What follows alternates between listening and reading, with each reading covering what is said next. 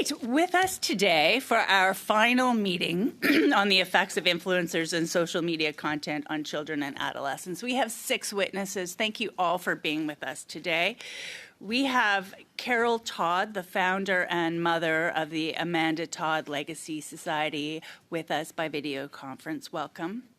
Maude Bonenfant, full professor, Canada Research Chair in Gaming Technologies and Society from UQAM. I'm sure, I don't know which university. UQAM, thank you. From Capsana, Guy Desrosiers is here with us in person. Welcome. From Children First Canada, Sarah Austin and Zachary Fathali are here by video conference, and also Josephine Maharaj. From Luna Child and Youth Advocacy Centre, we have Karen Orser by video conference, and the Shalom Mental Health Network, which I know very well in Hamilton, Ontario. Amy Behrens, welcome. And I always pronounce Shalom wrong, so you're going to have to correct me when we turn to you. But we'll start. We'll give everybody has 5 minutes as an organization, so if there's 3 of you, get 5 minutes in total. And we'll start with Carol Todd. You now have the floor for 5 minutes for opening remarks. Thank you. Can everyone hear me? Oh, this is just an honor to be able to speak. Thank you, Chair, and thank you to the members of the committee for inviting me to speak today. My name is Carol Todd. I am here as a mother, an educator, and an advocate, and as someone whose life was permanently changed by the devastating impacts of online harm on a young person. Amanda's name has become known worldwide in the fight against cyberbullying, sextortion, exploitation, and mental health. All of these being online harms and what we are here to talk about today. When I talk about online harms, it isn't theoretical for me. It comes from a deep and personal space and lived experience. I am a mother who buried her child because of what began on a screen. My daughter Amanda was bright, creative, and full of possibility, and yet her life was stolen by the cruelty of online exploitation, relentless bullying, and a digital world that was never built with safety in mind. Her story is not just a headline or a cautionary tale. It is a reminder that behind every statistic is a child who needed protection, a family who expected safety, and a world that still needs to do better. Now, I'm going to go a little bit off my written words because I have way too many words, and I have sat through all 4 of the other committee members and committee meetings, and one of my fears is that I may not get a chance to say what I need to say off script. I have submitted my words, and I will resubmit them again, and so every committee member they're available for reading. Please read them because they have lots of detail and empathy and emotion in them. And so what I want to say off script is this. My daughter died in 2012 of October. As a mom and as an educator in British Columbia, I have spent my time ensuring that I understand what is going on in the world in the digital space, and my role as an advocate, a mother, and an educator is to ensure the safety of others. The safety of others include children, youth, adults, caregivers, seniors, basically anyone in the world, no matter what gender, what race, what identity that they have. This is important to me as a Canadian citizen and as an individual because the online harms has been going on for way too long. This started for Amanda back in 2009. We are in 2026 now, and those harms have escalated. Those harms haven't gone away. And when I stand in front of this government, or a government in the United States, or a government in Australia, this is what I say. What are we doing to help the kids and the citizens in our country? We worked hard, and I was in a Canadian Heritage meeting back in 2021 or 2022 in British Columbia. And the Canadian Heritage Group, we were talking about online safety and online harms. And that was 4 years ago. Another bill was brought up and tabled last year or the year before. And it also died in Parliament for whatever reasons. The Online Safety Bill, the Online Harms Act, which we would like to have an Online Safety Act tabled, is of utmost importance to all of us. I am in touch with many parents who have lost children or are parent survivors of kids who have dealt with trauma due to online harms. They could not be here today, so I am here for them. I am speaking with them. I am in contact with them. And we all, as a parent collective, say out loud that we need better protections for our children, which includes making big tech responsible, which includes our government making legislation to ensure that our kids remain safe or become safe in the environment that they live in. No longer are we living in just an environment in an open space. We are living in a digital world. 98% of children have access to a mobile device and are on Wi-Fi. As an educator, I go out and I talk to parents, I teach my teachers, and I talk to the students in my school district, which is about 40,000 of them. I know what is happening out there in that world and why we need to be a voice. As I said, I went off script. I did not say my 8 pages. If I don't get a chance to speak again, please read what I have written. Will do, Mrs. Todd. I will tell you, I don't think anyone in this country will ever forget what happened to Amanda. And I think that speaks both to her personality, which you mentioned, but also to your advocacy in all of these years. And I want to thank you for that. And next we'll turn to Maude Bonifant here in this room. And I'm sorry, I butchered the name of your university in my opening. UQAM. UQAM.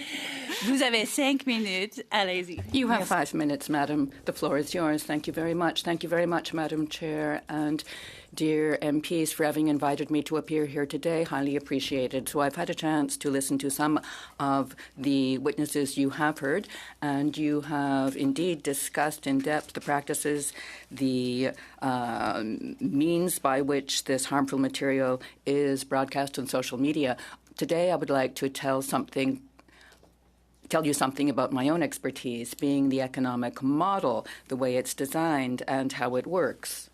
I would like to underscore 4 aspects of this, the first being the importance of understanding the economic model, given that it's via economic models that we can take action. You know, we went from a model that was one of purchasing a product, to one that was purchasing a long-term service, and then a free object. So there are 3 ways in which this material is rendered free. First, publicity, millions of dollars here, and there are a number of strategies used to work on the content. Is it really publicity? Is it really advertising? Is this an influencer material? Is this influential material? And that's a problem already, picking out what's aimed at youth. And then micro-influencers. So some influencers can call people up to ask them for money, and this can be youth who give their pocket money to influencers, and the platforms can take up to 50% of this, or Rublock takes 70% of that money. And then there's the merchandisation, the monetarization of a number of reams of data. We know that this is a practice around the world, and I really want to insist on this. This is my second point, the gathering of personal data about youth people, collection of personal data. There's a good deal of that underway. We have worked on privacy conditions, protection of privacy, and mobile applications that do not respect the Quebec, Canadian, or American legislation at present. There are a number of different strategies used to collect data, including via third-party collection agencies that set in when you download what you think you're using. The risks, well, theft of personal identity as well. Long term, if we start collecting data about our children when they're young, about how they live and their habits, imagine what type of profiling you have of them later when they ask for insurance, when they try to buy a house, or get a bank loan, or even get a job.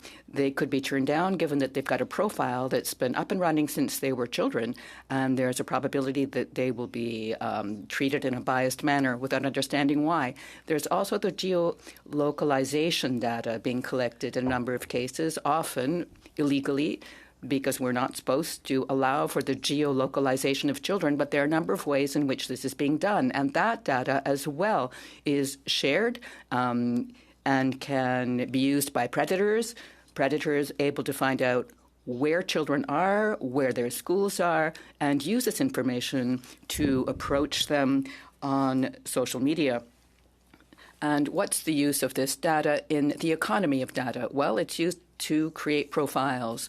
What for? For targeted advertising. Youth are targeted more and more, and there's a good deal of pressure to ensure that they consume and buy. It's not for nothing that millions of dollars are being spent on this. It's because children and young people can be manipulated. The recommendation algorithms as well. This is something that is being discussed more openly. These algorithms are becoming more and more sophisticated, more accurate, with the consequences that we all know. You know, people winding up caught in echo chambers. In this case, one needn't even create new content. The new content is created automatically. So the risks of personalized content are really right there, and this is certainly a tendency with media, social media. There's the deep R as well, personalization, the fake material, and this really multiplies all the problems I've just mentioned that even now are not being, we have no handle on. To my mind, the use of persuasive designs and conceptions to ensure that people make more money, what is that all about? Well, there are strategies, design strategies that are chosen to influence youth. An example to keep people engaged, the ongoing scrolling. The brain isn't meant to face ongoing piles of material, but that's what's used, and that's underlying the creation of what's presented to them. And then you have, let's say, Airbnb and Uber. These are the types of models that are being used to encourage the creation of content. Youth are able to click and receive further material and so on and so forth. Also, ensuring that people return to the platform with the changes provided and the notifications provided, the updates and so on, to ensure that youth spend money by making it easier and easier to do so. A couple of clicks and you've spent money. Also ensuring that even children watch advertisements. And here I underscore that right now there are deceptive patterns which aren't regulated. It's now possible to deceive with interfaces to get children to see or to do things that they hadn't intended to do at the outset. So the design aspect is really at issue. What is the most addictive element is also at issue. So gambling is one of these addictive behaviors, and the strategies of gambling are used on all platforms now to keep people attached. It's also kind of a gray zone between games in general and gaming and gambling. And there's also skin betting, where influencers turn up to support this practice. Among youth, there was a platform called Twitch, which banned that practice, but then that migrated to Kick, which is a platform where everything is permitted. And right now, youth and even very young children are being initiated to gambling on such platforms. So to conclude, I would like to say that social media, screens have very positive effects, of course, but we need to ensure that youth and adolescents are able to benefit from that without being exposed to what's harmful. We need a framework. We need safety by design. So as of the design of these areas, they have to be safe, and we need to ensure that companies work on this. Thank you. Thank you very much. And now we will hear from Guy Rosier, Capsana. You have 5 minutes, sir. Thank you very much, and thank you for inviting me to appear here today. You have my document. I will very quickly go over what I have to present to you. We are not the only ones living with this situation. Countries around the world are wondering how to balance out the effects, the positive effects and the harms of the digital world. And the effects are felt not only by youth, and I will underscore that in my presentation. We are all affected by both the advantages and the disadvantage of the use of screens. Thus, it's important to step into this area and ensure that it remains respectful. And the sector, of course, is constantly adopting addiction encouraging approaches, as my colleague has just pointed out. So the 3 pages, following pages of my document provide data about the effects on health. I'm from an organization which is linked to the Montreal Cardiology Institute. We work in primary and secondary prevention. It's also important to know that youth today, at least, are fully aware of the potential harms of screen use. We're not here to blame them. There's a shared responsibility in this matter, and we'll mention that again a little later. It's also important to understand that as of 3 years, a recent study that we published in Montreal, the use times of screen times are up for all sectors of the population, not only youth. And here this is for non-work-related use. So at the bottom of page 3, you will see over 2 hours a day for leisure purposes increased across all age categories then. And it's after 2 hours that we start to see various effects on health. And the recent arrival of AI, of course, only increases the potential harms. Now, potential effects, physical, psychological, social, or educational. We can go back to that if you wish. And I wish specifically to speak to 5 recommendations that I'd like to make. First, recognize that screens are here to stay. The use of the internet has become essential to all of us, and we need to recognize that this is like a work habit, like sleep, like eating, and like physical activity. This will continue to be part of our everyday lives. What counts is learning together how to manage this new part of our lives. Parents have had to learn how to handle this, children as well. When it comes to sleeping, our parents explained to us that it was time to go to bed and time to get up in the morning and so on and so forth. So we're all now learning how to manage screen time. We've asked the Government of Canada to invest in understanding this new habit in our society, analyze it as well, given that this sector is evolving so quickly. What we said 3 years ago about online games, for example, online gaming, has changed quite a lot. Moreover, I also ask that we all take responsibility, specifically by supporting parents. Ms. Todd has given us an eloquent example.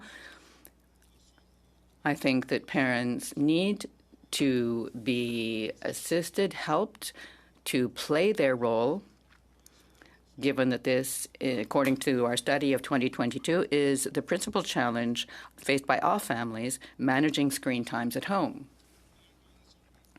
My recommendation number 3, where possible, depending on competence and jurisdiction, of course, would be to encourage educational and child care settings to remove personal devices from places where education is a priority, socialization as well, that being schools and child care settings. My 4th recommendation is to increase awareness of existing initiatives and tools that do exist, but they're isolated, such as something that we set up a couple recently, Pause Your Phone, which hasn't really been publicized for lack of funding.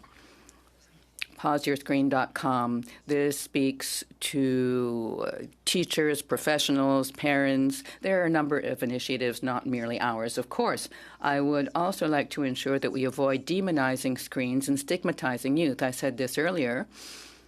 We need to be able to measure the impact of screens on health, society as a whole, the economy and employment, culture and identity, democracy and politics, and the environment.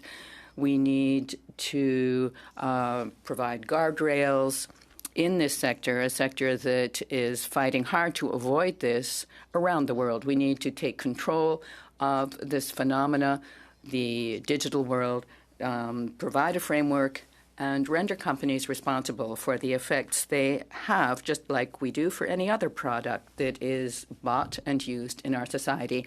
Thank you. Very interesting. And I'm not sure which of you will be speaking, but collectively you have 5 minutes for opening remarks. Good morning. Thank you to the chair and members of the committee. My name is Sarah Austin, and I'm speaking to you today as the founder and CEO of Children First Canada, advocating for the rights of 8 million children. I'm also the mother of a teenage boy whose 15 years of life have been entirely immersed in the digital age. I'm also joined by 2 brave and remarkable youth, Zachary and Josephine. And we're here with a very simple message. We do not need more studies, and we do not need to debate whether social media is a problem for children. We already know the answer. The evidence is overwhelming and consistent. Children are sexually exploited, groomed, bullied, extorted, and exposed to content that harms their mental health and development at scale every single day. These harms are foreseeable and preventable. 1,619 days have passed since the government pledged to table the Online Safety Act, and kids are still waiting. That's why we launched the Countdown for Kids, to make delay visible, measurable, and impossible to ignore. Because while Parliament studies, platforms profit, and while committees debate, kids pay the price. Every day of delay costs children something they cannot get back, a day of their childhood. We launched the Countdown for Kids in honor of children like Amanda Todd, Rehtaeh Parsons, Carson Cleland, Daniel Lintz, Harry Burke, and many more who tragically died due to online harms. Their lives were full of possibility, and their pain was preventable. We say their names because decisions that you make have real consequences. It seems painfully obvious to parents and children what the solution is, and we need your help. We are fighting against a multi-billion-dollar tech industry that opposes the Online Safety Act because their profits depend on engagement at any cost. So yes, one might reasonably ask, what chance do parents and kids really have in this David and Goliath fight? Well, I live in Alberta, and there's one thing you learn quickly here. It's that you never get between a mama bear and her cubs. And the mama bears of Canada are not going down without a fight. And I could promise you the papa bears are fighting too. But let me be very clear. There is no silver bullet. No bill will be perfect. No law will stop every harm. But perfection has never been the standard for protecting our children. Seatbelts aren't perfect. Food safety laws aren't perfect. Toy safety standards aren't perfect. Yet Parliament has acted when children's lives have been in danger. We cannot afford partisan gridlock again. So if there's one thing that all of you should agree on, it's the protection of our children. This is not about censorship. It is not about moral panic, and it is not about blaming parents or children. It is about accountability. Children cannot vote, they do not sit in cabinet, and they do not control multi-billion-dollar algorithms. So today I ask you and our Prime Minister and all members of Parliament to treat this for what it is, a crisis that's endangering the lives of Canada's children. Please table the Online Safety Act and pass it quickly. Stop asking children to wait. The time for studies is over, and it's time for action. I now pass the floor to Zachary and then Josephine. Hello. We don't hear you, Zachary. Try again. Maybe Yeah, lower you hear me your now? microphone. Yes, that's better. Yeah, Thank sorry, you. I forgot to lower my boom. Sorry. So hello everyone. Thank you so much, Sarah, for introducing us. My name is Zachary and I'm 12 years old. I'm here today not just for myself, but as a member of the Young Canadians Parliament, speaking for kids across Canada. Adults talk a lot about kids like me, but we don't get asked very often what it actually feels like to grow up online. For my generation, the internet isn't just screen time. It's where we learn, it's where we play, and it's also where we connect with our friends, maybe where we live. But it's also where kids get bullied, where we see things we were never ready for, and it's where mistakes can follow you forever. Adults always tell us to be careful online. But how can we be careful when websites are designed to keep us scrolling no matter the cost? That's not a fair fight, and it couldn't be our job to fix it. Kids don't need more studies to explain what's bad online. We're living it. It's our home. It's in our phones. And with AI everywhere, the task won't be easy. It's mind-boggling to see how fake content can be created. Like, imagine that being used against kids. So my message to this committee and to the Prime Minister is simple. Kids have waited long enough. Pass a strong online safety act. Hold companies accountable. Make safety the default, not a setting we have to implement ourselves. Thank you. Thank you, Zachary. I'll be quick. My name is Josephine Maharaj. I'm 17 years old, and I'd just like to thank the chair and members of the committee for this opportunity. Social media is a system that shapes what we see, how we feel about ourselves, and how we think we're supposed to look, act, and live. Having come of age throughout the last decade, logging off is no longer a viable option for dealing with the risks that come with being online. The internet is no longer a place that we can leave. It is a cornerstone of our lives. School, work, friendships, news, and our hobbies are now largely set in the digital landscape. Current attempts to make the online world safer for children are often remedial or insufficient. They come in the wake of preventable tragedies, and they are often not extensive enough to prevent more kids from being exploited, groomed, or hurt. Thoughtful solutions can only be developed through respectful and consistent collaboration between youth and policymakers, and by holding tech companies accountable for systems designed to take advantage of those who use them. Thank you for your time. Very well-spoken witnesses we have today. Thank you. Next, we'll turn to Karen Orser from the Luna Child and Youth Advocacy Center. 5 minutes. Good morning, Madam Chair and committee members. My name is Karen Orser, and I'm the CEO of the Luna Child and Youth Advocacy Center located in Calgary, Alberta. And the other hat I wear is I'm the co-chair of Child and Youth Advocacy Centers of Canada. CYACs provide an integrated response to child abuse, and this means that when children experience abuse, rather than navigating complex public systems on their own, those systems come together to wrap around the child and provide coordinated care. The CYAC model was also recently recognized by the Federal Ombudsperson in the Rethinking Justice report as a best practice. It is because of the investment in the model by the Department of Justice Canada that we have nearly 50 child and youth advocacy centres in Canada, and we have also recently formed both the National Association, Child and Youth Advocacy Centres of Canada, and Kindex, the National Research and Knowledge Centre for CYACCs. We're in the early stages of developing national data collection capabilities, and will soon have the capacity to provide very thorough national data on the nature and prevalence of child abuse in Canada, though today I'll be providing some more general statistics and also some information from our data at Luna. I will also state that I'm not an expert in social media. However, I'm grateful to speak with you today about how social media and technology show up in relation to child abuse cases seen at CYACs. Historically, technology-facilitated abuse was seen as something that occurred in isolation, separate from contact-based abuse. However, we are increasingly seeing crossover between online and in-person forms of harm. Because of how CYACs operate, particularly how referrals and triage occur, the cases we see involving social media and technology also include contact-based abuse. CYACs are most definitely seeing an increase in files that involve technology and social media. Last year, just over 15% of the children and youth that came to Luna had abuse experiences involving an online or image-based component. This includes luring, the taking of inappropriate images, recording of offenses, the creation, sharing, consuming of CSAM, and showing child sexual abuse materials, sextortion, or AI-generated CSAM. The demographics of kids in these files are similar to those in non-internet related cases. perhaps slightly older. And Caucasian and Black youth are represented at higher rates in image-based abuse files, whereas Indigenous youth are represented at higher rates in contact-only cases. Sexual exploitation is particularly concerning, rising from 1% in non-internet related cases to 13% in cases where there is an internet component. And today I want to highlight two areas related to technology and child abuse: the harms of access to and unintentional viewing of harmful content, and the increase and nature of technology-involved child abuse. We know that viewing and accessing harmful content, such as child sexual abuse material or adult pornography, can impact young people's normative sexual development, their understanding of sex and sexuality, and their ability to discern what's age appropriate. Exposure can normalize or desensitize children to high risk or harmful behaviors. There's also a connection to problematic sexual behavior, or PSB. PSB refers to children 12 and under initiating sexualized behaviors that are developmentally inappropriate or potentially harmful to themselves or others. At Luna, in 2025, we saw a 40% increase in PSB cases. Viewing pornography, intentional or not, is a known risk factor for PSB.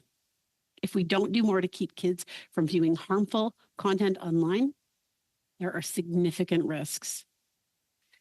I'm sure at this point the committee is well versed on sextortion, CSAM, and AI-generated CSAM. I have included some statistics related to the alarming and rising trends in all three of these in my brief. I will share that at Luna in 2025 alone, we saw a 34% increase in files involving CSAM and also an increase in files with AI-generated CSAM. In terms of recommendations, social media and technology have significant impacts on the well-being and development of children. As they relate to child abuse and maltreatment, I would offer the following.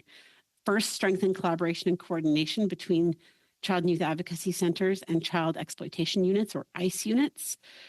Currently, CYACs receive some cases while ICE receives many others, and we're really limited in our ability to provide coordinated and equitable services. Second, support cross-sector information sharing, support policy frameworks that enable safe, privacy-conscious information sharing between police, child protection, healthcare, and CYACs when technology intersects with child maltreatment. We need to ensure professionals receive training on emerging dynamics and provide specialized training on interviewing children about technology use, digital coercion, image sharing, and online grooming. We need to promote coordinated data collection across Canada. CYACs are working to develop a minimum data set, and consistent data will support policy development, prevention, and clear response protocols. And finally, engage with technology companies, as many have said, advocate for stronger safety features, reporting tools, and child-centric design, including minimum age enforcement and default privacy protections. Thank you for your time. Thank you. Very disturbing testimony we're hearing today. I'm sorry, did you say PSB? What does that stand for? Sorry, problematic sexualized behaviors, PSB. Thank you. And finally, we will turn to Amy Behrens from Shalem. I'm sorry, Amy. Shalem. I knew. See, I always pronounce it wrong. Thank you. You have the floor now for 5 minutes. Thank you, Madam Chair. Thank you, committee members. Today, I'm privileged to provide testimony representing opinions and recommendations from the clinical staff at Shalem Mental Health Network. Shalem is a nonprofit agency and a member of Family Service Ontario, based in Hamilton. We provide counseling and psychotherapy services to individuals, couples, relationships, and families. We receive our clientele by self-referral, and we offer virtual and in-person services. And in Hamilton, Shalem is known for its affordability and accessibility, allowing folks of any background or means to access excellent therapy services for a fee that fits their income level, thanks to community foundations and donors. I myself am a certified music therapist and a registered psychotherapist at Shalem. Our clinical staff were all registered psychotherapists or social workers or placement interns. And so I've asked members of my team to contribute their opinions and reflections to prepare a collaborative statement today. There's a general sense from our team that the impact of social media on children, teens, and their families is substantial. We've seen benefits of social media in our clients, such as decreasing stigma by exposing kids and families to stories of mental health, or the benefit of free access to psychoeducation and mental health resources. However, There are numerous questions we're left with as clinicians. While there is growing evidence of clinical approaches and guidelines for families, the boots on the ground frameworks still need to catch up. We see families trying to make sense of whether their child's social media use is problematic and what to do about it for the sake of their development. Kids need to learn how to slow down, how to reflect, how to regulate themselves. But when kids are bombarded with content without much control to moderate the exposure, we see them trying to cope, but missing out on opportunities to practice regulation skills. Partial information or misinformation is challenging for families. We observe families struggling to make sense of the barrage of online information from sites and sources that purport to make use of empirical science, but whose methodologies miss the mark. We commonly see clients diagnosing themselves with conditions or mental illnesses that then impact their expectations for therapy and for treatment, as well as for themselves and their circles of support. We also see families doing their best to care for their children, but perhaps offering advice that's misguided based on information they gleaned from a social media source. We see gaps between parents and kids. Gaps in parent awareness, parents not knowing what their kids' online activities are or not understanding the impact of unmonitored use. Conversely, we see parents who are aware and they're aware of the risks, maybe even hyper aware, but have very few guidelines for how best to protect their children in the granular decisions of each and every day. Parents generally seem sensitive to the social costs of non-use. Parents also may be struggling to limit their own social media themselves. We hear about families concerned about the amount of time spent together, such that sometimes parents may choose to use social media as the way to bond with their kids. One clinician noted they've seen families use social media to soothe neurodivergent kids and teens. So in terms of recommendations, we have the following to say. Social media conversations among families have some similarities with other arenas that parents use to model safety, sound judgment, and growing independence to their kids. However, there are unique phenomena with problematic social media use that require our attention. For example, the definitions of visibility and privacy have been rewritten. Social belonging is completely different too. How we make friends, belong in community, repair conflicts. Content sticks. It's hard to erase. And for some, the audience is not forgiving. A tweet or an Insta post are hypervisible, collapse the context of what's happening, blur boundaries, and require constant management to broker the perceptions of the story being told. Families need to learn how to have open conversations about these things and how to guide their children appropriately.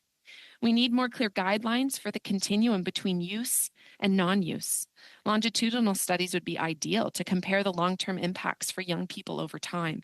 There could be real costs, those have been spoken to today, to a young person's activities, especially in cases of abuse, cyberbullying, body image, depression, etc. However, social media platforms are also what adults use for employment opportunities, professional networking, and therefore non-use for teens may impact future employment if total non-use is what we're advising. So helping parents, teachers, and therapists who are guiding these kids to moderate use or any disconnect of practices would be most welcome. We need all the players to take responsibility for protecting our young people. Social media is among one of many factors that are disrupting sleep, shortening attention spans, limiting in-person social skills, worsening anxiety, developing dependence habits, perpetuating bullying behaviors, body image concerns, and negative social comparisons. We need prevention and education from multiple sources. Families need help. Parents need support. Research needs to be translated into bite-sized pieces for the average Canadian parent to use today. Thank you. Thank you. We will now turn to questions from members of this committee, starting with 6 minutes pour Bernard Généreux. Vous avez le plancher. Est-ce qu'on dit ça? You have the floor. Yes, indeed, you have the floor. Thank you, Madam Chair. Thank you to all our witnesses. Truly very interesting. Mr. Desrosiers and Ms. Bonenfant, I shall begin with you. I will soon be 70 years of age, and I remember that when I was 5, 6, 8 years of age, I would watch Bobino and Bobinette, very simple children's shows on TV. And now what we see on the screens in terms of screen time, I remember that I would spend, from 4 in the afternoon until 6 in the afternoon, coming back from school and before dinner. Now you're speaking of leisure use. Right now people use screens. Back then it was this black and white television screen. Eventually, it became a color screen. And we did spend time, leisure time, before the TV. Right now, they're really big screens, TV screens, 80 inches wide. But look, back to time. I'm speaking to leisure time. I think the organization also speaks of well-being, mental health, physical health. But look, if you're sitting in front of a screen, you're not moving, are you? So screen time 50 years ago or 60 years ago compared to screen time today, you've given us figures, an average of 2 hours of screen time, generally speaking, not necessarily specifically for children, but for the population overall. So turning to the quality of what is now found on these screens, the content compared to what we had in the past, and of course it can be much more threatening than what we used to watch in the past. Let's be clear on that. Now, all this content makes a difference in people's lives. It affects people's lives. Do you see a link between screen time itself and the content interface, the difference there in content? And I put this question to both of you. I think that you have collaborated on some of your work. Now, the content back then, Bobino and Bobinette, these simple children's shows that I watched, not the same as what children are watching today. Thank you for the question. Now, perhaps you've seen TVs a bit like mine. My father had a television, ensconced in a large armoire. I couldn't bring it to the bathroom. I couldn't drag it into my bedroom, nor could I take it outdoors to pretend that I was playing soccer, sit in a corner watching this screen of a soccer game and continuing to play on my screen doing other things as well.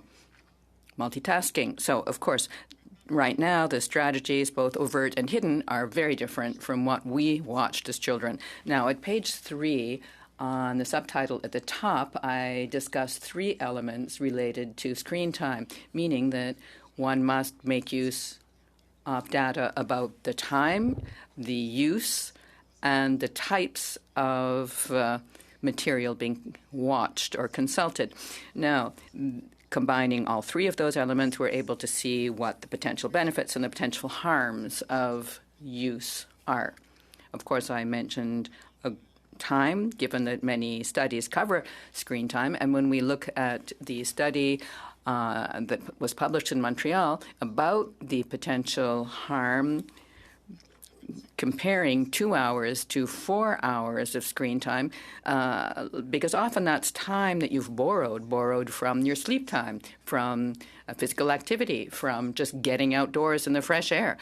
And when you double your screen time, when it comes to insufficient sleep, about half of youth now state that they aren't sleeping enough.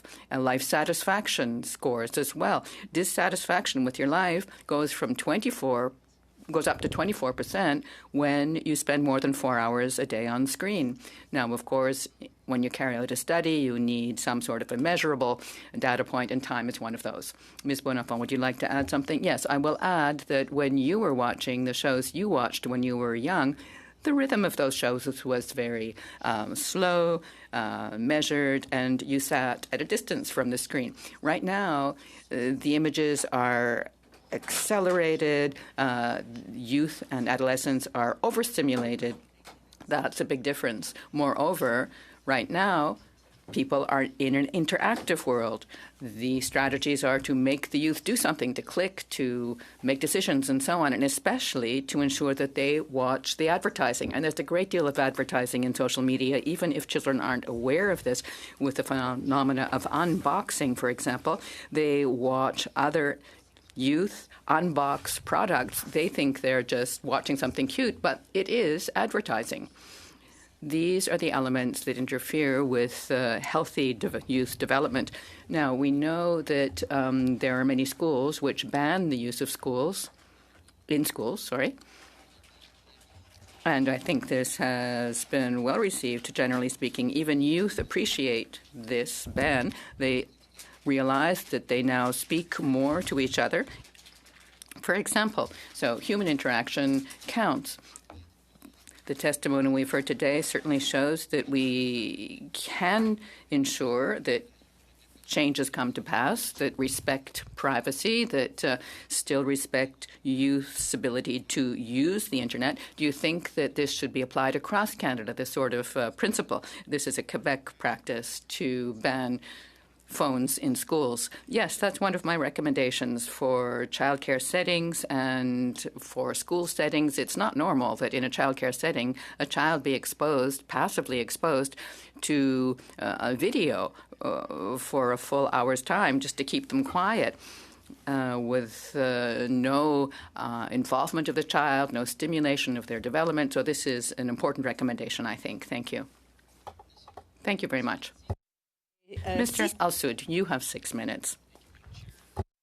For being with us today. I want to start with a conversation that I had shortly before we came back to the House with a parent in my riding. And we landed on the following. It's about ensuring that when young people do enter these spaces, they're ready for it. And I leave this question open to anyone who'd like to jump in here, but Ms. Behrens, I noted that you mentioned the importance of regulation skills, for instance. What does it mean for young people to access these spaces when they're ready? What do you think is essential for that readiness element? For the regulation, you mean specifically? Yes. Well, there's a lot to do with your sensory stimulus, right? And so it's nearly impossible to pay attention to what's going on inside of you if what's around you is pinging at your brain at a rate that's far too high to pay attention to. And so while this isn't really my like I don't research this, but what I see is that kids have a really hard time turning inwards, right? And because there's just so much stimulation in their environments. And even when they get home, you know, it doesn't stop. Like when I went to school, you went home and that was it. I mean, if someone called you, maybe, but it just never stops. There's not that same element of privacy. And does this question of readiness in terms of access to social media, is it the same for everyone here, for all of our witnesses? I see Ms. Orser with her hand up and Ms. Austin. Sure, I would just add, I think it's really important that we don't put all of the responsibility on kids and parents in terms of readiness. We just really have to recognize the reality of brain development in adolescent children and the impact of that on impulsivity, decision-making. We see files at Luna on a regular basis where particularly young boys, you know, have been asked to send a picture, and it is a matter of seconds before they are asked and sent that picture, that then has very lifelong, like huge consequences. So I think we have to really consider brain development before we put the responsibility for kids and parents to be ready and focus on access to, you know, those images. And Ms. Austin?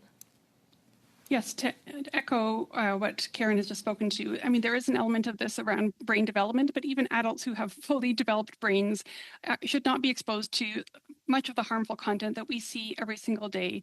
And really, there is a significant onus that needs to be put on the tech industry in terms of protection by default and a duty of care to all Canadians, but particularly to our children and youth.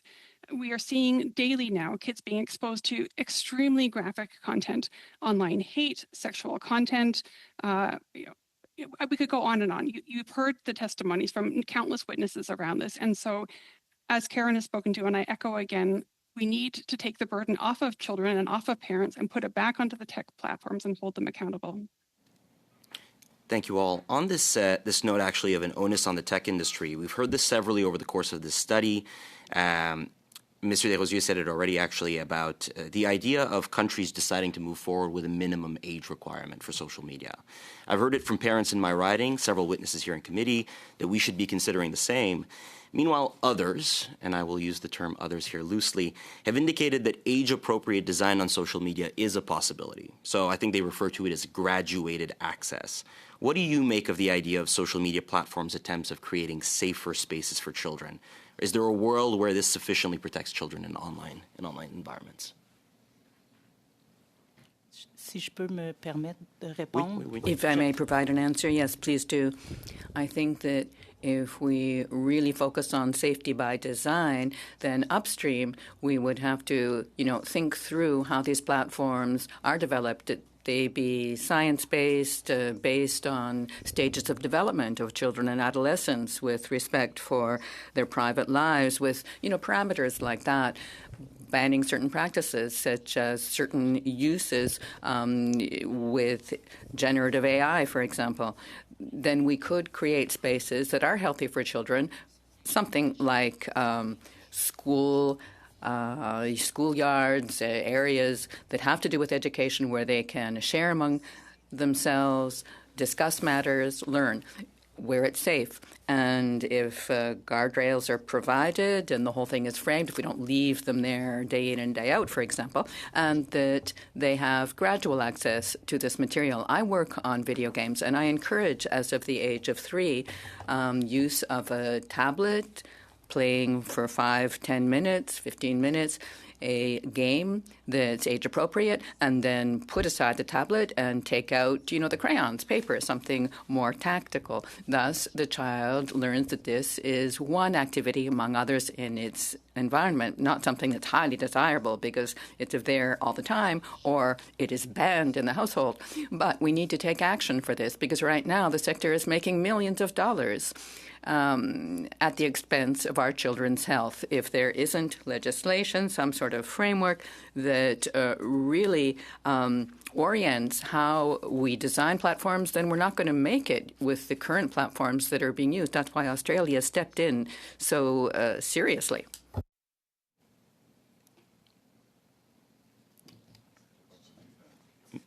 Ms. Todd? Ms. Todd, can you hear us? I want to speak to a social media restriction or ban that Canada and the other countries have talked about. And it is, this is my opinion and my opinion only, is that we need to, if we're going to encourage and create a social media restriction ban in Canada, we have to ensure that there are safety designs to monitor it, to oversee it. And so oversight is a big part of when the government brings in an Online Safety Act. Because if we don't, who is going to oversee that things are being done properly with the tech industry? And I just want every member of the committee to go Google search after this and look up the lawsuit, the trial that's happening in Los Angeles in the United States right now. And that is about digital oversight with the social media companies and what they are and aren't doing. And what they aren't doing is putting in protections for children. I also want to clarify that there is a big difference. In BC, we have a cell phone restriction in our schools, in each and every school, but it can be interpreted differently. There is a big difference between recreational versus educational screen time. And many parents that I talk to say, well, what about kids are using laptops to do their inquiry? And it's a life skill to learn how to research. It's a life skill how to learn how to emit information in a good way, because when they're young adults and they're out in the workforce or they're in post-secondary education, that is of utmost importance. Thank you, Ms. Todd. We've run out of time for this question. I apologize for cutting you off. Je vais tourner à Mr. Champoux pour 6 minutes. I now turn to Mr. Champoux. You have 6 minutes. Thank you, Madam Chair, and thanks to our witnesses for having joined us here today. When we began this study, we all had some preconceived ideas. We all had our opinions about screens and influencers and social networks and the effect of all this on youth. As we have heard witnesses and studied the matter, our opinions have changed.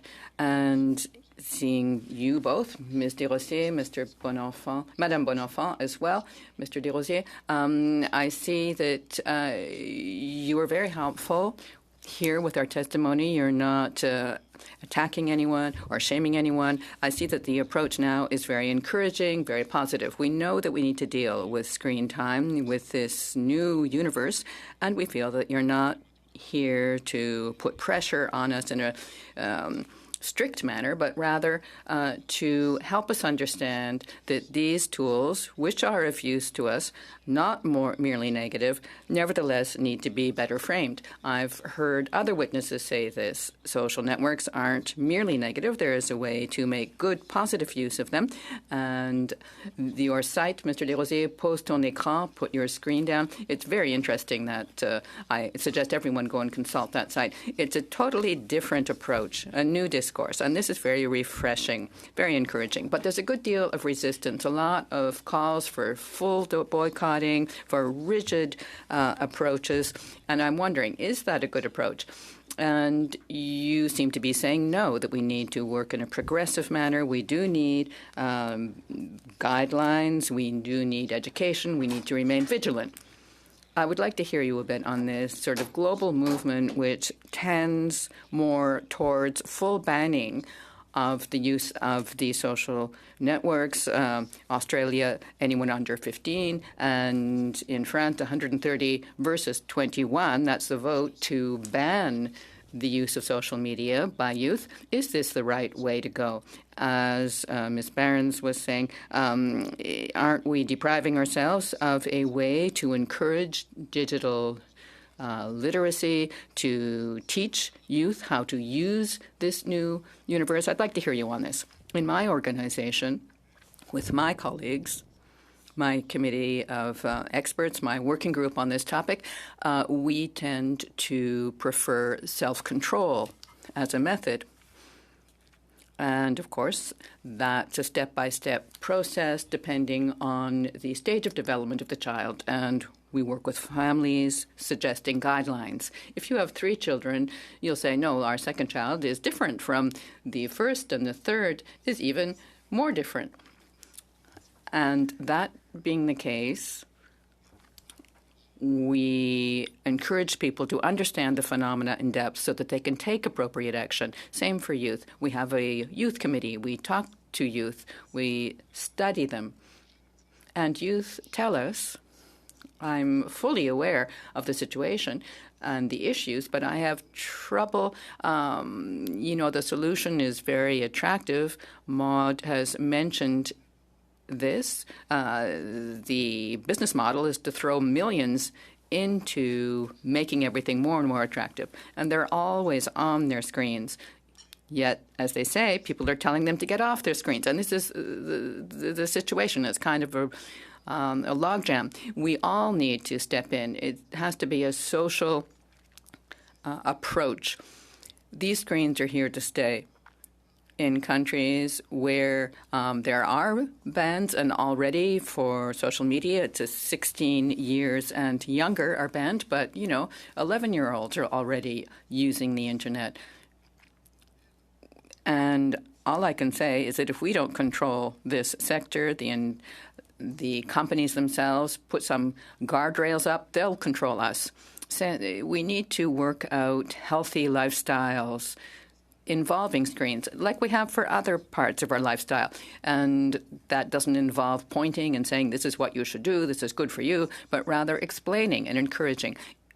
We need to ensure balance. I mentioned the Physiology and Exercise Institute of Canada that mentions, of course, how screen time affects bodily health. Thank you for referring to that, because there is a movement in France which was really based on something that a Quebec citizen suggested, getting off the screen for 24 hours in a row and seeing what happened. Now the concept is to stay off your screens for 10 full days in a row.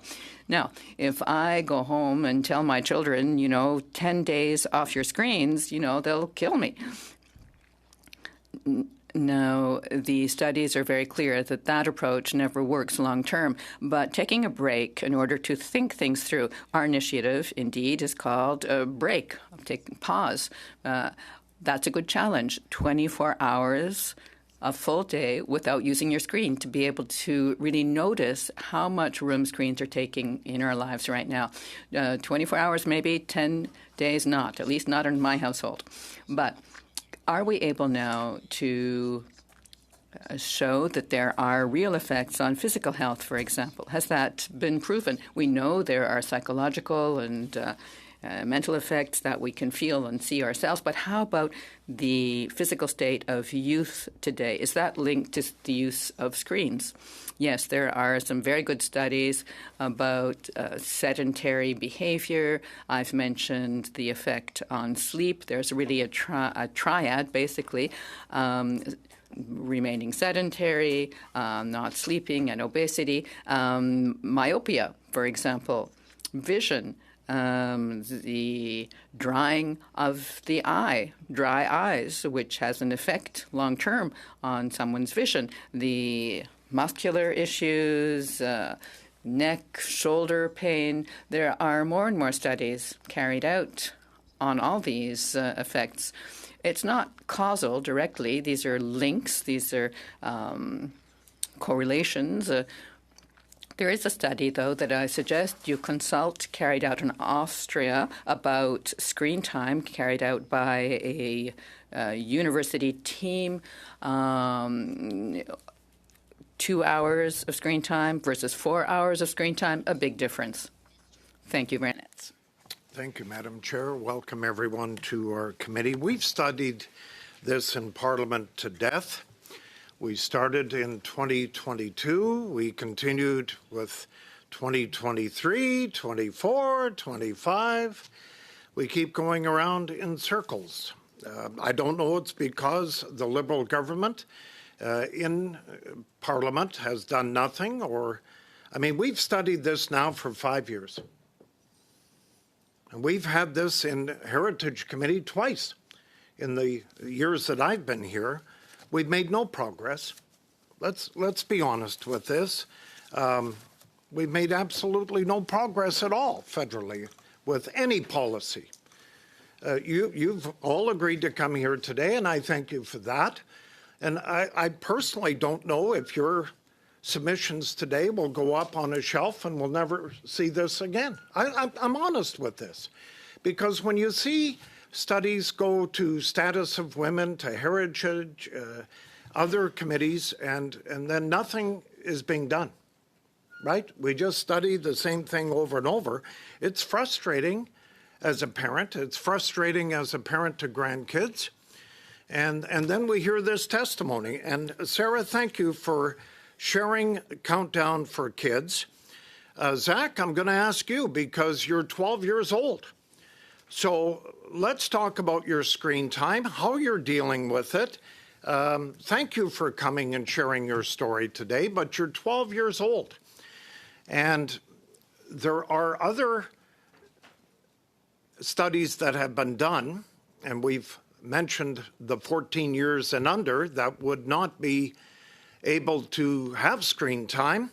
I just want to know your thoughts on that. Since you're 12, when did you pick up the phone or internet? And I just would like to know from a 12-year-old your experiences, if you don't mind.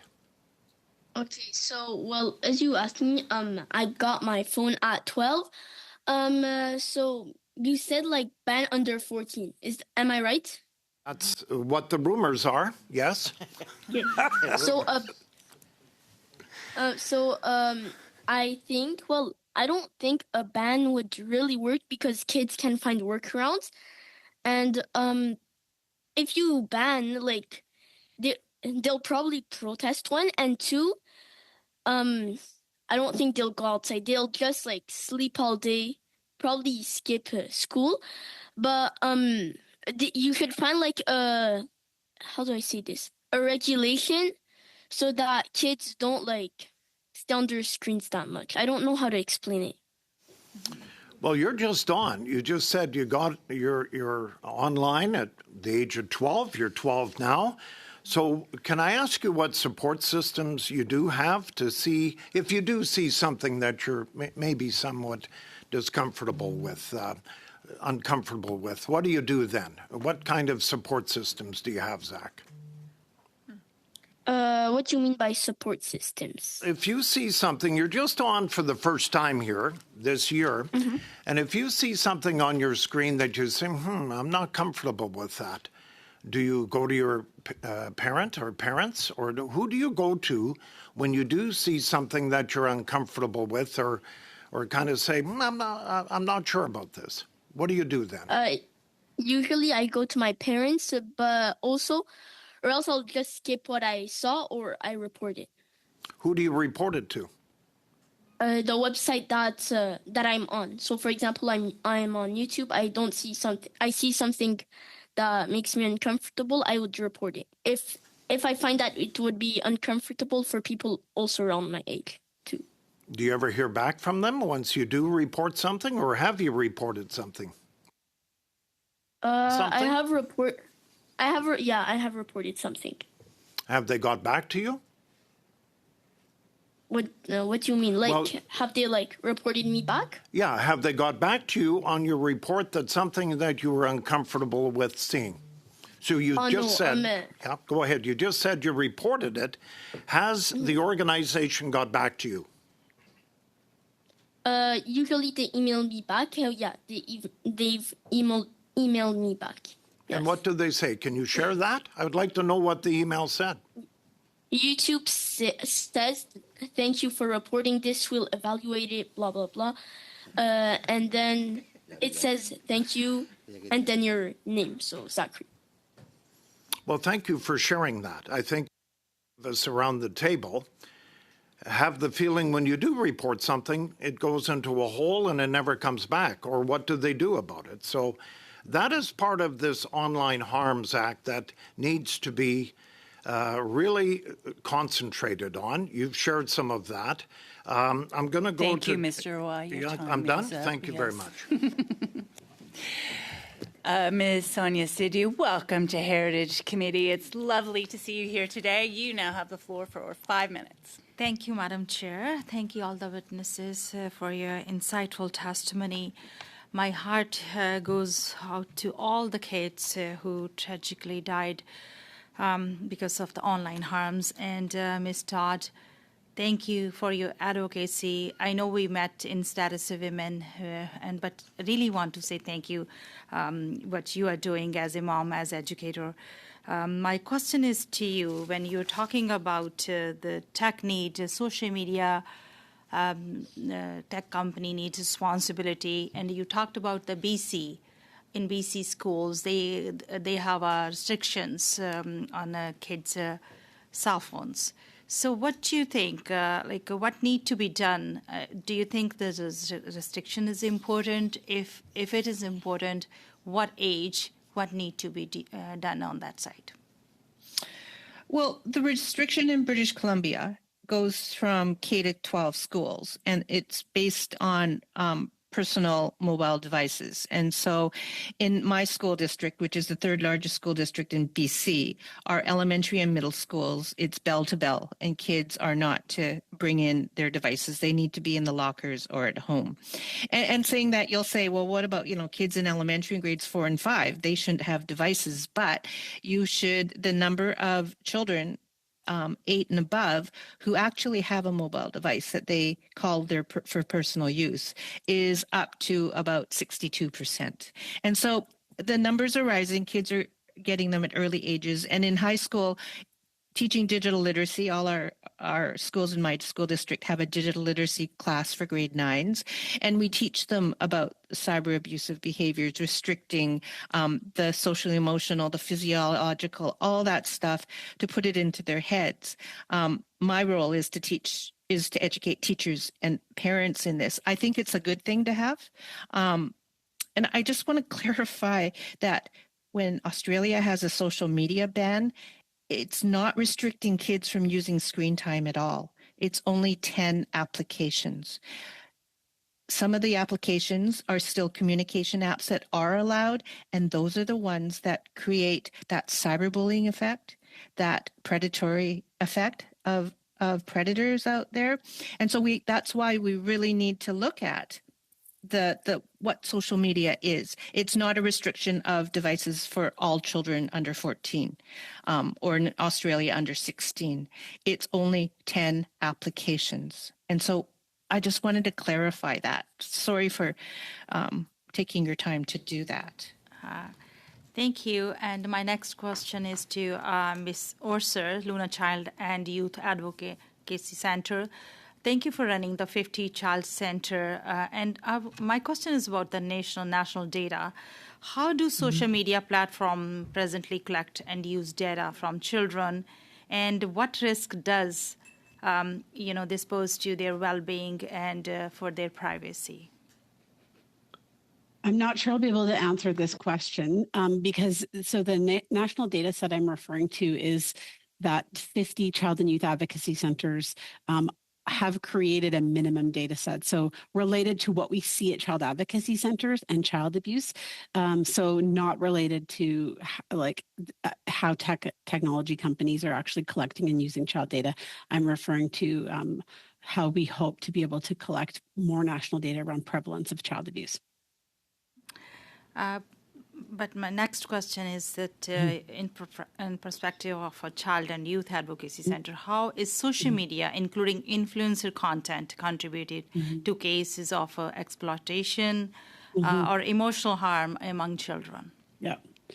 I'm happy to provide more details, but we are definitely seeing significantly more files every year at CACs that involve online components, involve CSAM, involve cyberbullying, involve, and especially crossover between contact that is made through applications that then lead to in-person abuse in person. So these are disturbing trends for child advocacy centers. Thank you. My next question is to Shalom Mental Health Network. Ms. Berners, from a clinical perspective, what mental health patterns are you seeing they are connecting to social media influencers, or particularly regarding anxiety, depression, or body image? Well, we don't collect that data here at Shalem, and there's several reasons for that. But I do know that we have so much research about this. So there are numbers that exist, but I can't provide them from Shalem. And I think what we're concerned around is more, could we have something? Could we have some policy, some legislation, something that reduces harm? Any kind of harm reduction would be welcome. Thank you. Et Monsieur Champoux, vous avez la parole maintenant pour 2 minutes. You have 2.5 minutes, Mr. Champoux. Very well, I shall be swift. Mr. Desrosiers, in one of your recommendations, being to better structure the sector, well, that's something that many have tried to do so far with very limited success, not merely in Quebec and across Canada, but around the world, even though this will become essential. But how can we do this? How can we legislate when these very influential and powerful governments, even influential in their interactions with government, let's consider what's going on in the United States, how could we legislate them? I think that we need to try to work with countries or areas that have already undertaken this work. The EU, for example, which has established some relatively useful approaches. Australia is in the forefront in this effort. We can see, of course, that it's not easy to do. We've seen that there have been some bans enacted on certain media. And also, let's not forget artificial intelligence. I invite you to check Loisiro, a world initiative. I think we need to work together because we won't be able to face down these giants all alone. That's my opinion, too. I don't quite agree with what my colleague Mr. Waugh was saying earlier to the effect that studies carried out here have no effect. Some of our initiatives, legislative initiatives, have, yes, indeed, died on the order paper, but nevertheless, we have moved far too slowly in this area. This was predictable. We knew this was coming down the pipeline, this serious issue. Do we still have time? Can we remain optimistic? Difficult to know. Is it still possible to take action? Should we really bring in very severe bans until we're able to better control the situation? What should we do? And with what set of steps? We do need to bring in legislation. We can no longer allow companies to continue behaving as they are. We've seen the effects. Right now, we have sufficient knowledge to take very specific action, yes, by restricting how much money they can make. Yes, they've made millions of dollars on our youth, but without necessarily collapsing that economic sector either. We could certainly set in guidelines to restrict certain practices, and a number of results, data could help us do that. We know how the design is structured, how the algorithm is used, what type of access is given to youth. We could act on all these factors, and companies could continue to work under a certain economic model, but with harm reduction built into it. We were speaking of full restriction earlier, but right now I think that really it's not up to youth, to individuals to react. They are reacting, but we need to take action on the companies themselves. Thank you. Mr. Diop. Thank you, Madam Chair, and thanks to everyone for being here. I'm losing my voice, so hopefully I can last the 5 minutes here. So we're hearing about the effects of influencers and social media on children. And, you know, we've heard about the bullying, which is horrific, the graphic porn, sextortion. We've heard some terrible, terrible things. We know that this has been studied to death. It's been, I believe, more than 1,600 days since the Online Harms Act was first debated. So turning to immediate solutions, I wanted to get something from everyone on what should big tech be doing today to stop harms to children. And maybe I could just, we could start with Amy Behrens, and then anybody else who wanted to weigh in on that would be most welcome. I really feel this is outside my purview, so I'm going to let someone else answer.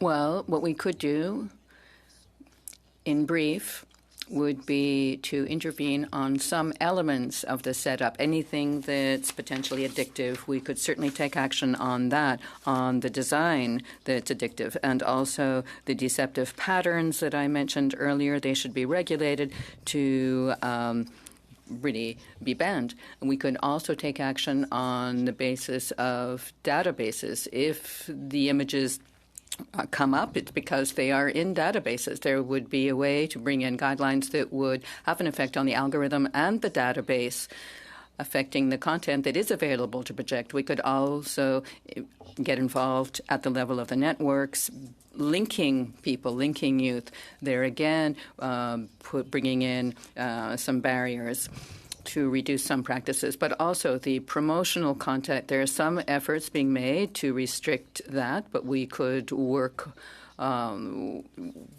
with greater muscle there, greater effect. And so there are a number of measures that can be used. Mr. Desrosiers mentioned Europe, and Europe has brought in some regulations that could be useful to us and that are now being applied.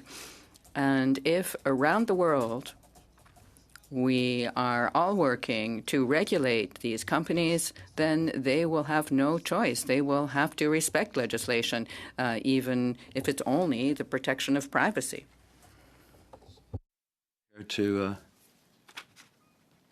Thank you. We have spent 2 decades hoping that the tech industry would do the right thing, and they have proven themselves to be untrustworthy. They are not going to do this as a voluntary effort. Currently in the United States, there are major lawsuits against all of the major tech platforms. Carol Todd and other families in Canada are part of that, and it's clear that the tech industry will not do this voluntarily. It requires legislation imposing strict regulations on them to act and do the right thing for our children and for all Canadians.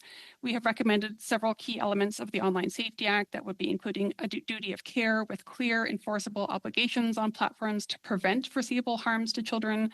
It includes independent public oversight so that there's a strong independent regulator that has real enforcement powers and the technical capacity with transparency and authority. We recommend the importance of youth protections by design. We need age-appropriate design with limits on addictive features, meaningful defaults for minors, and safeguards for AI-enabled abuse. There is a critical element around data access for public interest research so that Canada can actually measure the harms and enforce compliance.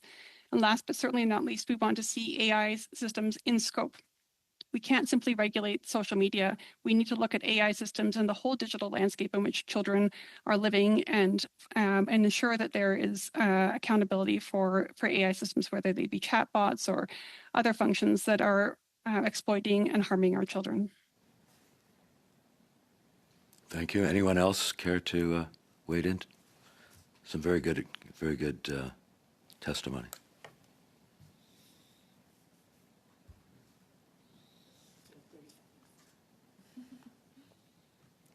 Ms. Todd, perhaps? Okay, I can talk. I can always talk. These social media platforms, big tech, and it's a business model for them. They have algorithms that grab our kids, and not only our kids, they grab adults. How many times have you seen adults that can scroll endlessly? Well, if you look at brain science and you look at the neuroplasticity of the brain, everything that we see and watch, it embeds into our brains and we can't unsee it. And so these things, what our kids are seeing is it harms them in some ways. I teach technology. I am not anti-technology. I feel that we need some regulations in place and to ensure safety. And for the same reason that we have regulations in place for safety in vehicles, the same reason we have CSA-approved items that we use in our homes, the same reason that we watch as parents and grandparents, we make sure the playground is safe for our kids. That digital playground doesn't have the oversight that is needed to keep our kids safe right now. And that's why I am imploring our government, and I do not want our testimonies to be shelved. This is my 5th standing committee. I have probably met some of you in other standing committees that I've spoken to. And each time I say, please create action. And we're not creating action. We're creating words. We're creating briefs. We're creating something that is stored somewhere. This is the time right now with this committee. We need something done, because if we don't do something, we are going to lose more Canadian kids, more Canadian youth, and more Canadian young adults to online harms. Thank you. Ms. Roya, you now have the floor for 5 minutes. Chair, we have an extraordinary panel here today, and I'd like to begin by acknowledging the profound loss, Carol, of your daughter, Amanda. And I think it was just shortly after her 15th birthday, and it happened in our community. And I know that the community has grieved Amanda's tragic death at the time, but for many, many years. So I really want to recognize your courage. You have turned this profound loss into advocacy and education. And given that you are an educator in School District 43, Coquitlam School District, you are supporting kids. Can you talk a little bit about what might be more tools for prevention that we can implement? I'd just like to really explore that with you. And you have 4 minutes if you need. Thank you. Okay. In this whole space, we've talked about restrictions, we've talked about bans, we've talked about big tech, what they can do, but that's not enough. We also need education, we need awareness, we need to talk to our parents, our caregivers, our children, our students, and it needs to be ongoing. I have walked into classrooms in various parts of Canada, and teachers have gone, well, do I only have to teach this for a week? No. Online safety, the digital world, whatever comes about, needs to be taught the 10 months of the school year. And I have to say, sometimes we say, well, it shouldn't be the parents' responsibility, but parents need to be aware and educated also so they can have those conversations with their children, whether it's over the dinner table, whether it's in the car as you're going to a soccer practice, or whether it's sitting on the couch and co-viewing, which is becoming more popular. we are also creating an analog generation out there. I've heard of so many young people that have said, I am taking a break from screen time because basically they're tired of it.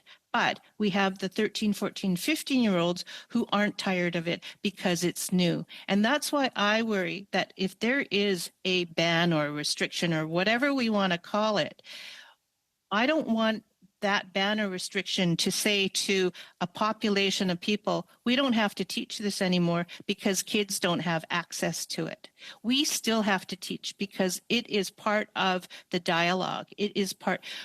We don't throw a child into a swimming pool without swimming lessons. You don't give the keys to the car to your kids unless they have driving lessons. We need to ensure that our kids know the rules, know how to play safe, and most importantly, know where to go if they need help. So many kids, teenagers, young people, if something's going wrong, they internalize it. They don't want it. I want to say to this committee, were you aware of this? And I just became aware of this last fall. Public Safety Canada has an interactive roadshow on online dangers where it's interactive with kids. And there are models of technology where it shows videos and they can interact with the screens and talk. It's for groups of 30 kids in schools. And right now it's in Ottawa. They're going to be presenting to Ottawa some from French-speaking schools. I would implore, and I have a contact if someone wants to contact me, to contact someone at Public Safety to be able to see this. Now, my problem with this is that there's so much money that has been put into making this interactive roadshow. It was only in BC for 8 weeks last fall. Previous to that, it was only in Nova Scotia for 8 weeks. And I asked Public Safety, so where is it the rest of the time? And it's stored in a warehouse. This is a prevention tool that I declare awesome. It's excellent. It's a learning place. And it should be in every province so that kids can see. They touch on cyberbullying, they touch on online safety, they touch on exploitation, they touch on sextortion. These are what we want to teach our kids about. But we have a hard time teaching them because it's such a complicated conversation to have. I have not met many teachers or parents that are comfortable with that topic and conversation about human trafficking, exploitation, or sextortion. But our kids know. Our kids don't know about it, but they should know about it. And they need to know about it in a language that is clear and simple. I think I've used my 4 minutes. Thank you, MP Royer. Exactly 4 minutes, right on the mark, and it's always valuable to hear from you, Ms. Todd. I will turn now to Mrs. Thomas for 5 minutes. Thank you. Sure. Thank you so much, everyone, for taking the time to be with us here today. My first question is going to go to Sarah. Sarah, one of the things that you have talked about is previous legislation that was brought forward, Bill C-63, and you've outlined a few concerns that you have with that legislation. Now, of course, it's not on the table anymore. It died when we went into an election last spring. However, the government is now talking about bringing forward future legislation. Now, there were a number of criticisms against Bill C-63, and then there were a number of really great things about Bill C-63. And so as the government looks to put legislation in place, I'm curious if you would wish to highlight the things that absolutely need to be a part of that legislation and then the things that absolutely need to be left out of that legislation or done differently. Thank you, MP Thomas, for the opportunity to speak, and thank you for your ongoing support and commitment to amplifying the voices of children and youth and to protecting our children. I think Children First Canada has joined forces with many leading experts, the Canadian Medical Association, Canadian Pediatrics Association, children's hospitals like Sick Kids, CHEO, McMaster Children's Hospital, on, tech experts, mental health experts. We all agree about the importance of an Online Safety Act, that a social media ban alone will not solve this problem. We need robust legislation. What worked in in Bill 63 that was tabled last year, the important elements of that were a duty of care, the clear enforceable obligations on platforms to prevent foreseeable harms. It included important elements about an independent public oversight, an independent regulator with real enforcement powers and the technical capacity and transparency and authority. Those are important elements that must continue in a new bill that gets tabled. I've spoken already I'm about... sorry to interrupt. The translators are having a little bit of difficulty, Ms. Austin. Would you mind lowering your boom? Slow down. Lower your boom a little bit and slow down a little bit. All right, thank you. I'll give you a little bit of extra time to do that.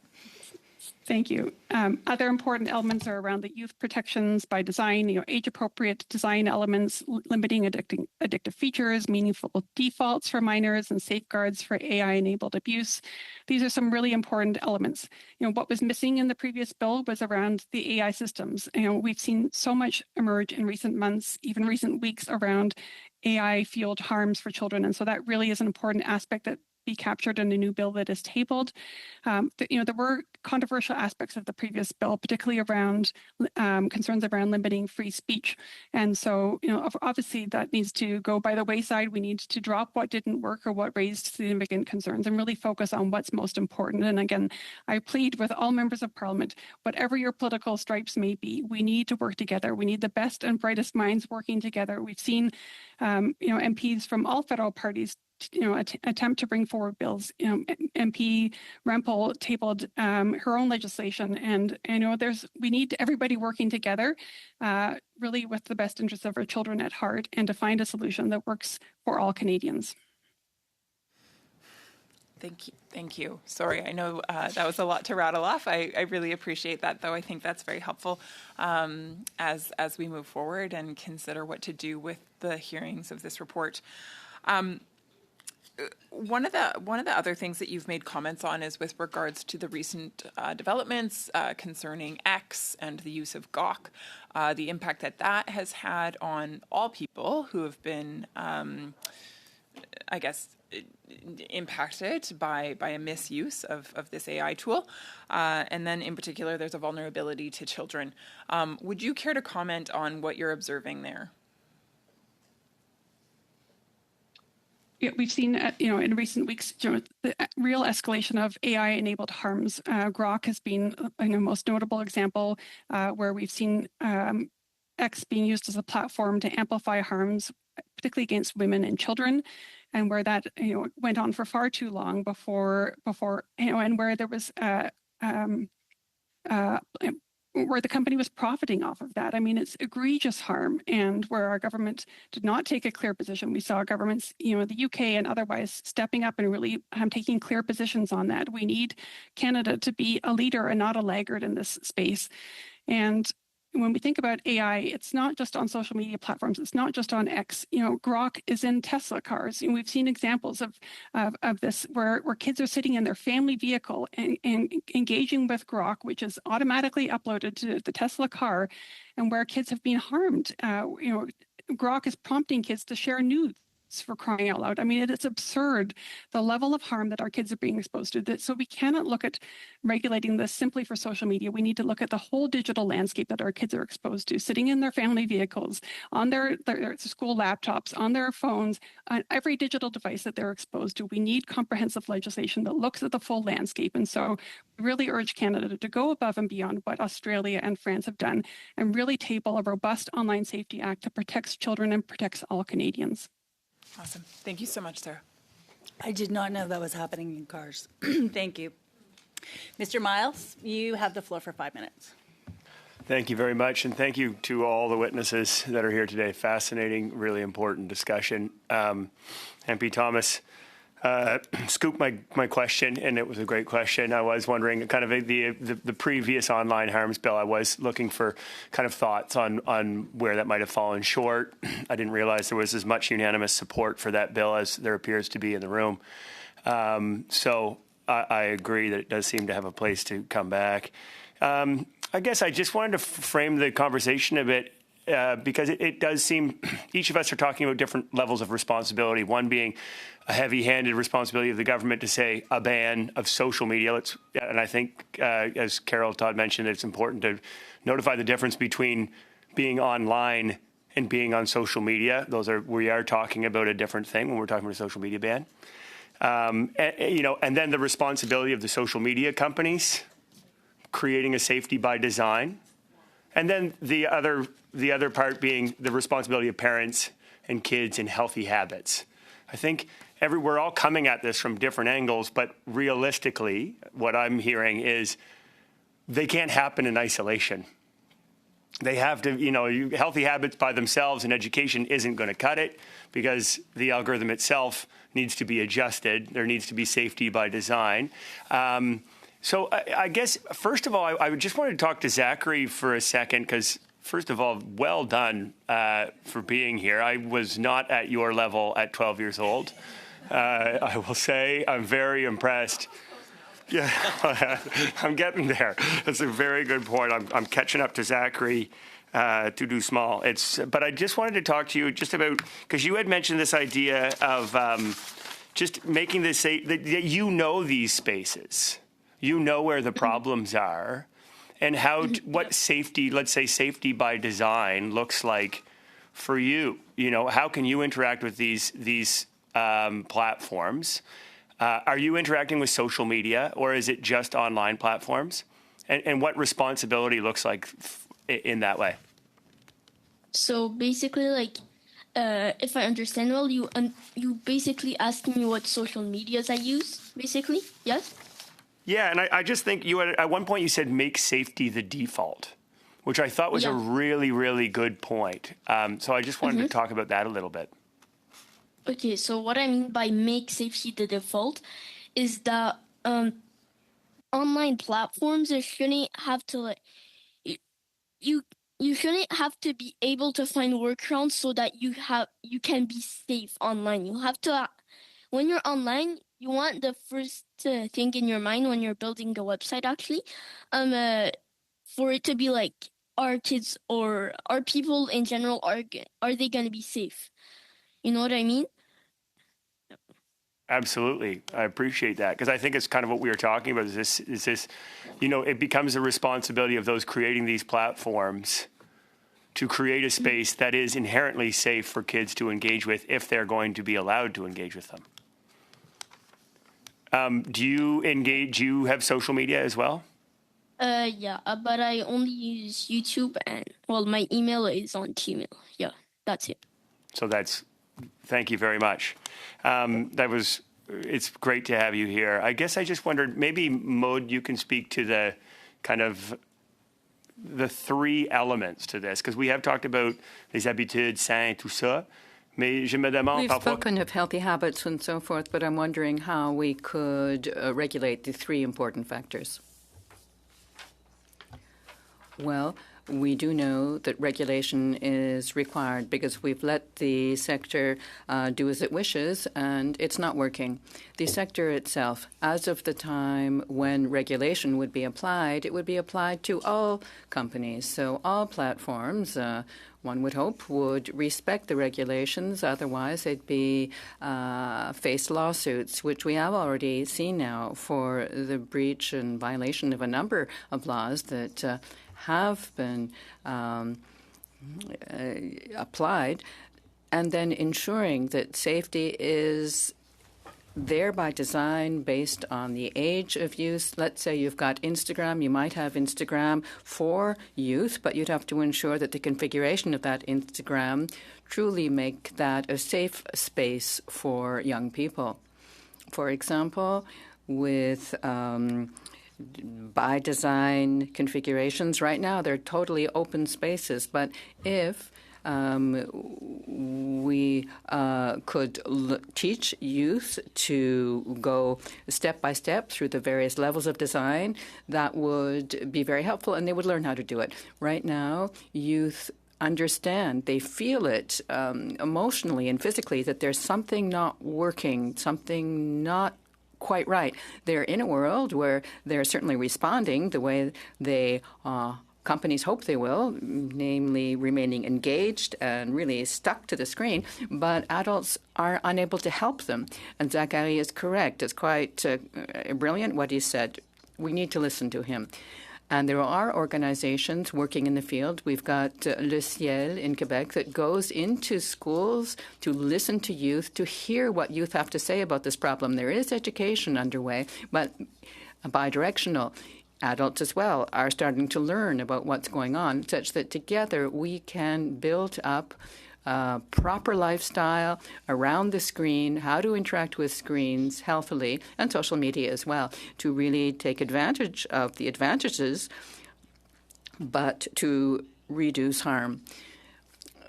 Basically, what we need is controls, guidelines. Information is required. We need to inform parents. This is bad before the age of 13, for example, but these are the reasons why. We need guides that adults, parents, and youth can use as they work to understand this sector. Such and such should be banned as before such and such an age because of this, and that's how you'd use all three elements. Thank you, Mr. Champoux, for 2.5 minutes. Thank you very much, Madam Chair. I think that one of your recommendations, Mr. Desrosiers, and what you presented to us here at the committee is really relevant, which would be to work on time and go back to what the government withdrew when it hoped to gain advantage in its negotiations with Trump. It didn't have that effect, and right now we in Quebec are suggesting that we should bring that back, the royalties on internet and platforms and so on. It could be $3 to $4 billion a year. That could be very helpful for the public treasury. What do you think we should do? We have been mentioning lifestyle studies as well as media itself, which is suffering because the large digital giants are really taking over the entire space, media space, retail space. So I think we all need to take action. Now, how should we take action to change a social phenomena, a health phenomena? There's something called the Ottawa Charter. You all know, I'm sure, about it, given that you are here in Ottawa. But the Ottawa Charter says, the Charter of Ottawa, if you wish, says that to change a social phenomena, you have to educate individuals, you have to change the environment, and you need to change the law. The institutions as well. We've mentioned schools. We've mentioned legislation to control the companies. We've spoken of educating youth and parents. So I refer you to that model, the Charter of Ottawa, which is used around the world, actually, to affect social change. There's something else you've brought up, being that the programs or initiatives already underway aren't well known. They're not shared. And we've learned that here as we carry out this study. There are a number of very interesting initiatives that we've heard about from a number of groups around Canada, across Canada, and throughout Quebec. And translating these tools, sharing them, these organizations aren't always able to translate their material. But even beyond translation, the fact that they're not well known, they're not disseminated, is there something we should do to ensure that people learn about the tools that are already being used, such as MediaSpan, what you've mentioned, CyberAid, for example, CyberAid. There are a number of solutions, but they aren't well known because they haven't funds to publicize themselves or necessarily translate themselves when that's required. And it is clear, a woman earlier, I don't remember her name, but I heard her, very interesting, she as well, was looking for tools for parents. I mean, there's pauseyourscreen.com, for example. There are a number of tools listed there for educators, for parents, for youth, some quizzes, some self-tests, also references.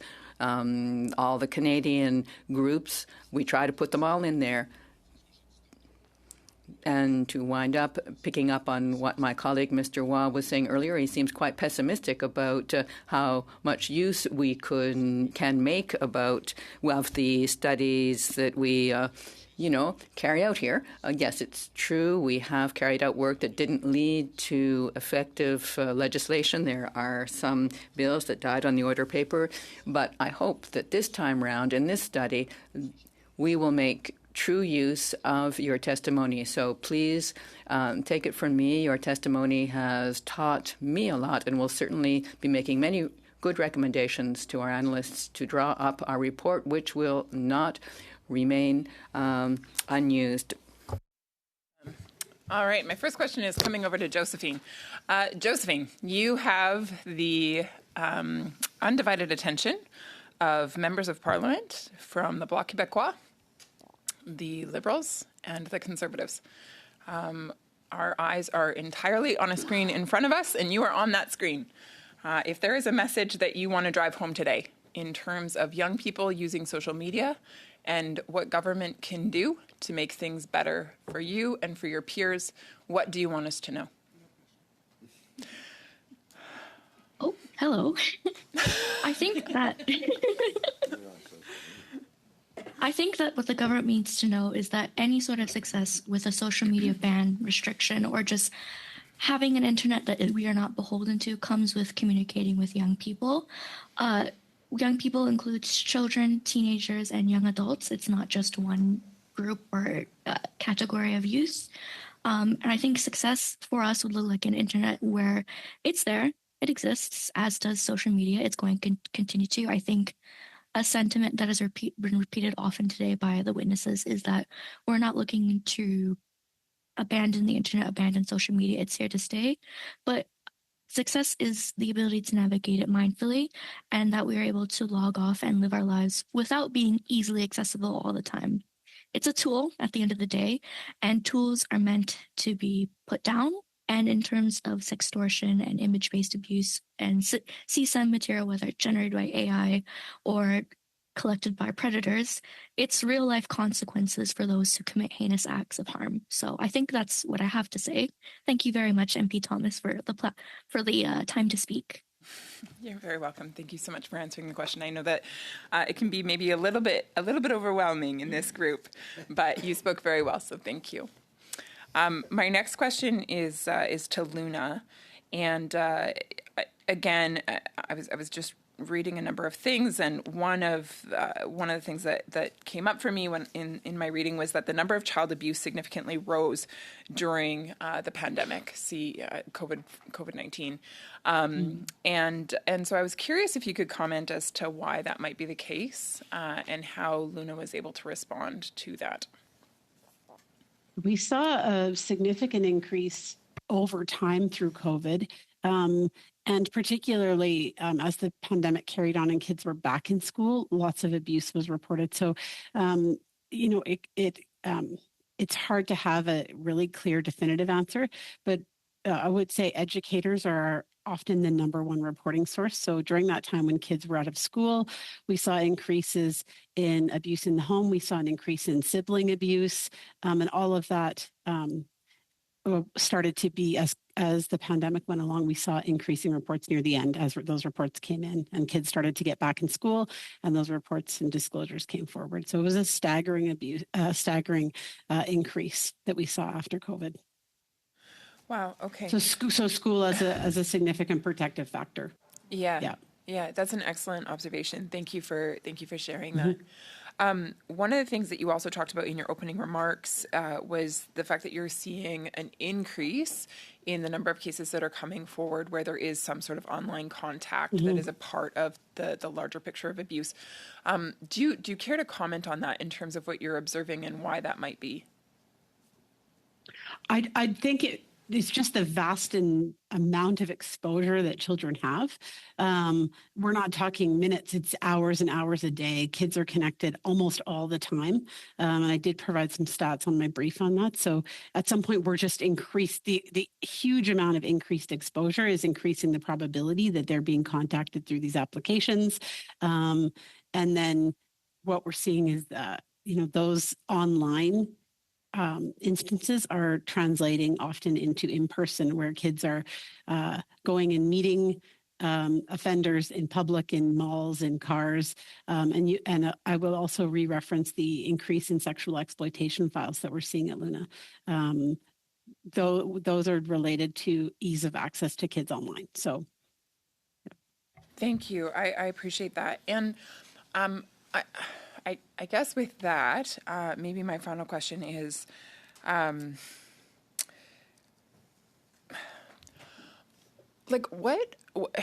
guess again, maybe I'll just put it this way. What is the number one thing that we as legislators need to know as we're considering legislation? I don't know that I could say it any better than Josephine or Sarah or any of the other witnesses. I think I've heard today that all of the answers are here and are very clear. And I would just say it's also very clear that the complexity of this issue, like any other large, messy social problems, requires a multi-pronged approach, and we need to just do something. I think somebody earlier on said we can't wait till we have a perfect solution. Kids are being harmed every single day, and everything we do, working towards solutions and integrating the knowledge that we do have and our understanding of the severe long-term social and economic consequences to children and their families and our society. We just need to move forward every day with something. This is educating children, educating parents, educating teachers. It is holding platforms accountable. It is engaging everybody in this without delay. Thank you very much. Thank you. Mr. Miles, you have the floor for the final 5 minutes. Great. Thank you very much. Josephine, we're going to go back to you for a second because your testimony was really great. I also had a question just about, you mentioned it's a tool, and I agree. I think part of what we're struggling with is whether it as a tool, as it exists right now, is too addictive or too dangerous as a tool for people to use. I think early on when we did this, we talked about cigarettes, and the idea of, who has access to it, how we regulate it, how heavily regulated it is now. We know that social media is super addictive. I guess primarily, Josephine, I just wondered if in your mind, as it exists now, as a person who interacts with social media, do you feel that it is, that it itself needs to be regulated, it needs to be changed, as in that way it behaves and the way you interact with it, how it interacts with you? That's a big question. And I'll only be able to answer it from the perspective of a teenager, not someone Zachary's age or even younger who are online. I think when we engage with it mindfully and we remember how powerful it is, I think one common saying is that it's basically a rocket in our hands. Why? That's one thing that was parroted to me when I was younger. When we engage with that mindset, it can be good. And it can be used for good, and it can be used to communicate with others and experience, or at least listen to people's perspectives that are different from our own. Because originally, way back in 2000, the olden days, not the olden days, but when it was originally presented to us, it was presented to us as a form of communication. And I think at the end of the day, if we take this time to sort of think about it and think about how we interact with it, it can be used for that intent. But obviously, it can also be used as a form of harm, as we've heard today from the witnesses, and as I'm sure that you've also heard in the other community hearings. I'm not sure if that exactly answers the questions, but that's my own experience with it. It can be good if we're mindful. It absolutely does. And it's so great to hear you speak. I actually feel like this is clearly a voice that we've been missing in this committee, and it is really valuable to have you be able to express it so clearly. So thank you very much. Maybe I'll ask a question to Sarah Austin, if it's okay. I think you're... I just had a question about regulations in terms of regulating big tech, and now that we're seeing it happen in international environments. What do you see as the probability, how that goes down? I understand there's lots of lawsuits in America, but what are we seeing internationally in terms of getting under the hood and working, regulating big tech? Canada has an opportunity now to look to other countries. I mean, Canada has already been studying this for years. We know that our government, Department of Heritage and Justice, have looked at models in Europe and around the world.